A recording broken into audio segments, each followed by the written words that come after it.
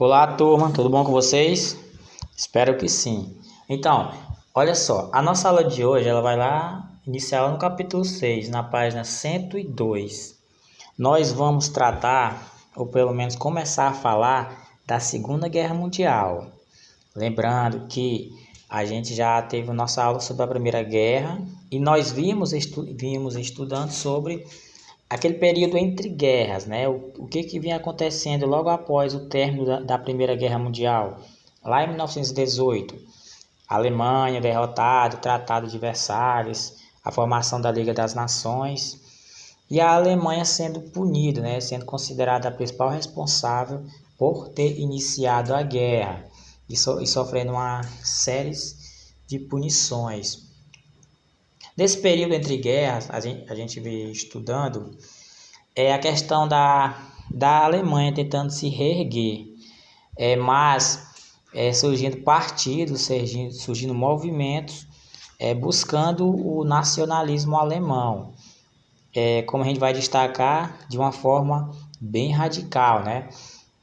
E também a gente vem estudando um pouco sobre a Itália, né? Sobre a formação lá do governo italiano, né? Ou aquele grande líder de movimento que acabou sendo odiado por grandes outras nações e se juntando ao líder alemão, que foi o Adolf Hitler. Esse líder italiano foi o Mussolini, né?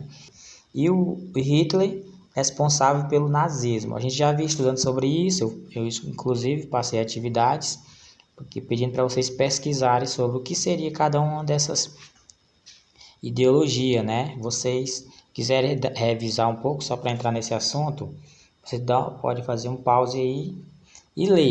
Então, nesse curto espaço de tempo que a gente vinha estudando, a gente viu o Mussolini e o Hitler fizeram uma espécie de aliança, até chegar a um ponto que eles já estavam ultrapassando seu próprio território. E no caso do Mussolini e o Hitler. Então, pessoal, no capítulo 6, ele vai destacar o tema sobre Segunda Guerra Mundial. E os principais envolvidos, mais uma vez, responsáveis por iniciar a guerra, a Alemanha e a Itália.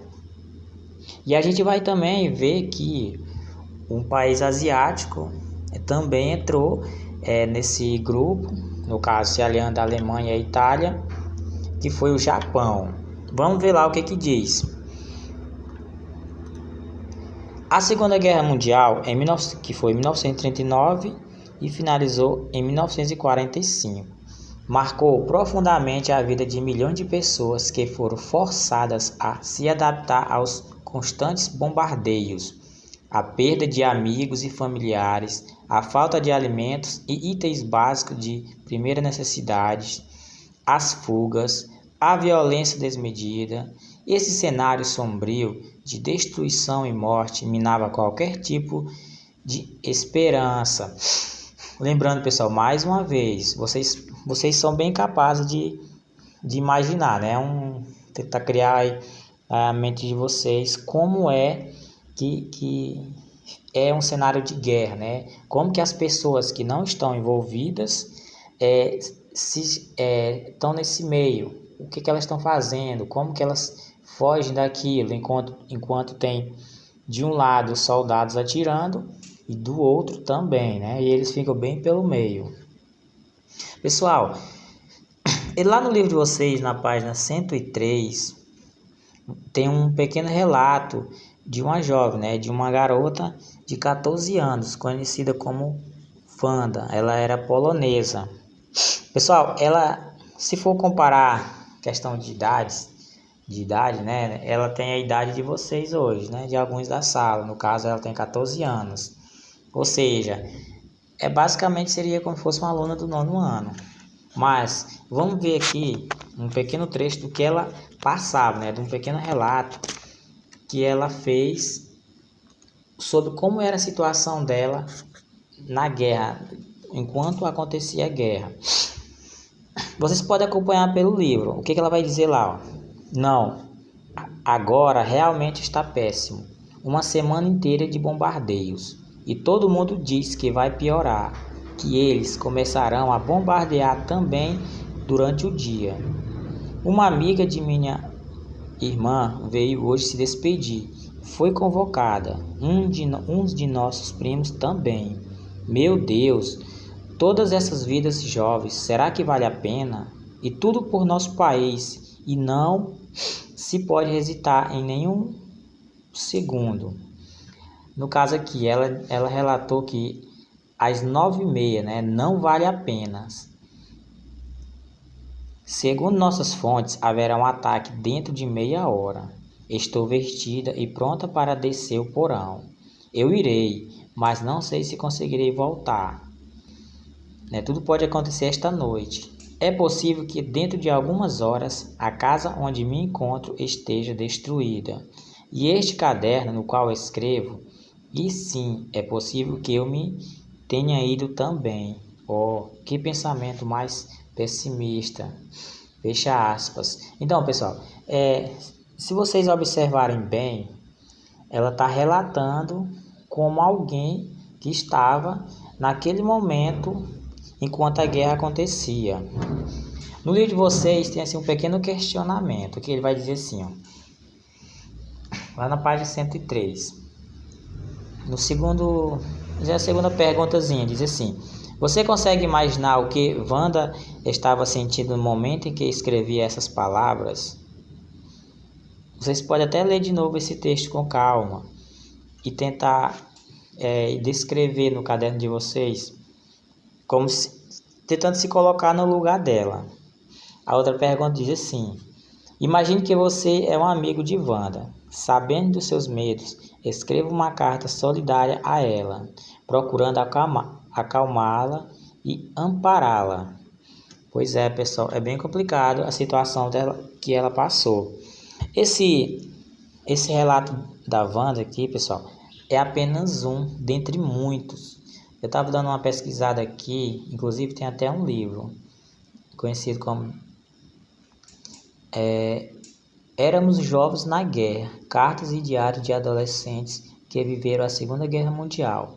Esse é o nome do livro. Se vocês quiserem saber um pouco mais sobre um outro lado, né, dessa guerra, porque a gente só conhece combate. De um lado, o grupo alemão combatendo seus rivais, e do outro, a mesma coisa, né?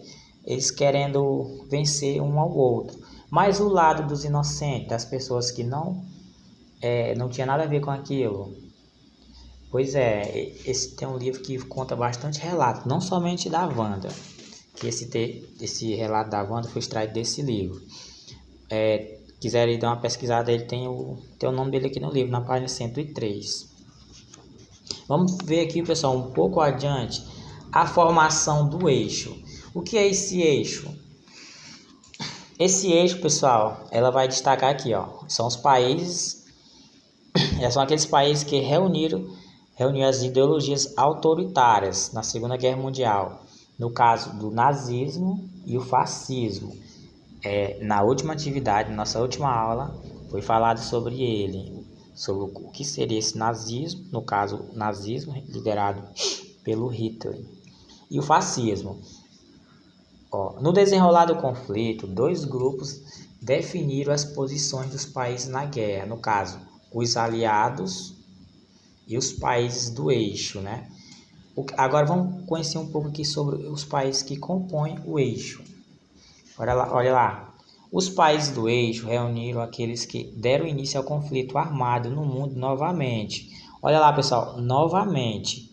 Olha lá o nome deles, dos países: Alemanha e Itália.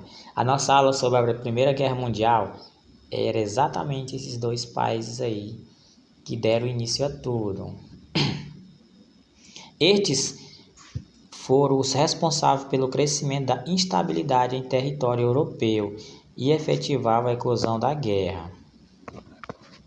Juntamente com a Alemanha e a Itália, ainda o Japão. Olha lá, pessoal, um país lá do continente asiático fazendo parte dessa guerra. O outro grande protagonista que formava a tríade dos países a serem combatidos na guerra. Pessoal, eu vou destacar aqui um ponto onde ele vai dizer assim, olha lá, estes foram os responsáveis pelo crescimento da instabilidade em território europeu. Quando ele vai destacar esse ponto aqui de instabilidade, ele está se referindo exatamente à questão do nazismo. Como Hitler liderava, o que ele pretendia impondo essa ideologia.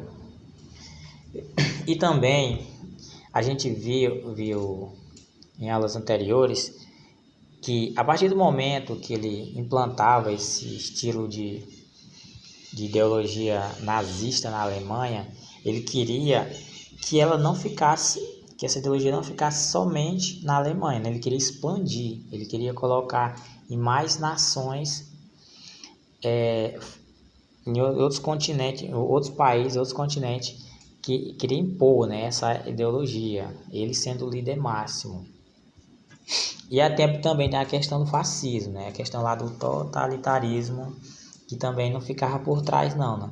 Agora, pessoal, como a gente falou, a gente já sabe um pouco sobre a Alemanha, sobre a Itália. Vamos conhecer um pouco o Japão. Por que um país lá do continente asiático se tornou um dos principais responsáveis nessa Segunda Guerra Mundial? Lá na página 104, vocês podem até dar uma acompanhada aí, ó. Diz assim, lá no segundo texto. Essa aliança seria reforçada pelo Japão, o país que havia industrializado no século XIX. Saiu da Primeira Guerra Mundial como maior potência militar do Oriente. No entanto, não contava com as reservas de recursos naturais, como ferro e carvão, que pudesse sustentar seu crescimento sem depender de exportações. Ou seja, pessoal, a economia dele estava chegando a um ponto que não tinha mais para onde crescer. E no caso do carvão e do ferro, era um tipo de recurso que ele não tinha. E ele queria, ele estava em busca de conquistar territórios que tivesse esse tipo de recurso para ele usar a seu favor, né? Alimentar a sua economia. A anexação de territórios vizinhos parecia uma alternativa para o governo japonês, que em 1931 iniciou a ocupação da Manchúria, região chinesa rica em minério e ferro. Olha aí, pessoal. Ou seja, cresceu o olho, né? Ele não estava contente com aquilo que ele tinha. Ele queria mais, mas esse tipo de recurso não tinha no seu território. Ele fez o quê? Entrou em outro país, no caso a China, e vamos dizer, tomou. Claro que no caso o país da China e seus aliados não iam ficar nem um pouco felizes com isso. Mais embaixo, a investida japonesa, a primeira grande violação do Pacto das Nações, foi condenada pela Liga das Nações e mais de um ano depois.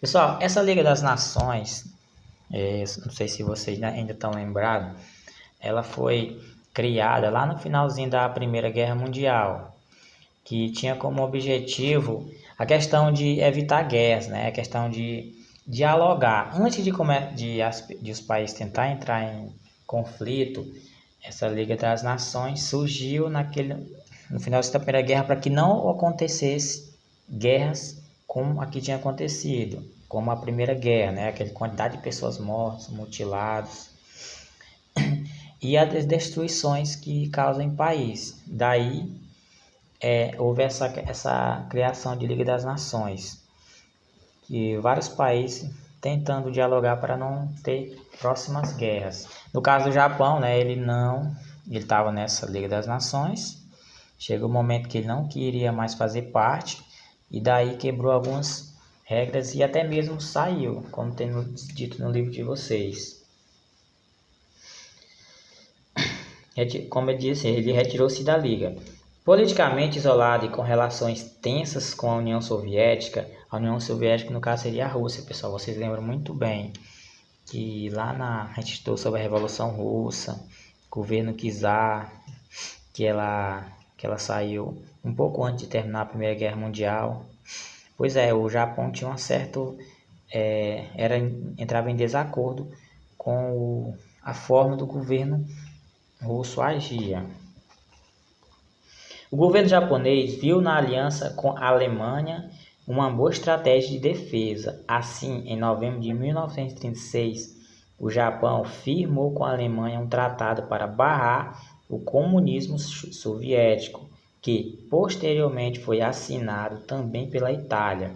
O eixo Roma-Berlim-Tóquio, ou simplesmente eixo, estava formado. Vamos que recapitulação boa, pessoal. Eixo, né? A gente já conhece aqui um lado do confronto, né? A gente sabe que existiam dois. O outro lado foi os aliados. E o que a gente está conhecendo aqui é o eixo, né? A gente já sabe que a Itália faz parte. A gente sabe que a Alemanha faz parte. No caso, a Itália e a Alemanha são reincidentes de conflitos. No caso, reincidentes porque participaram diretamente da Primeira Guerra Mundial.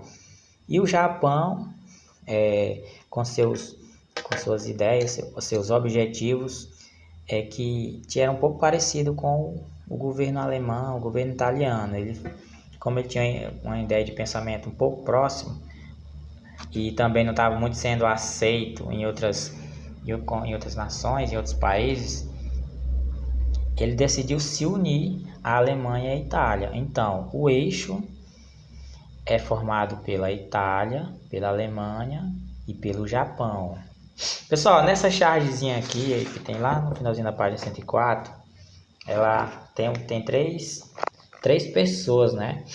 O que a legenda vai dizer? Charge da década de 1940, em que Adolf Hitler aparece dividindo o mundo com seus aliados, Mussolini, da Itália, e Hideki Tojo, do Japão.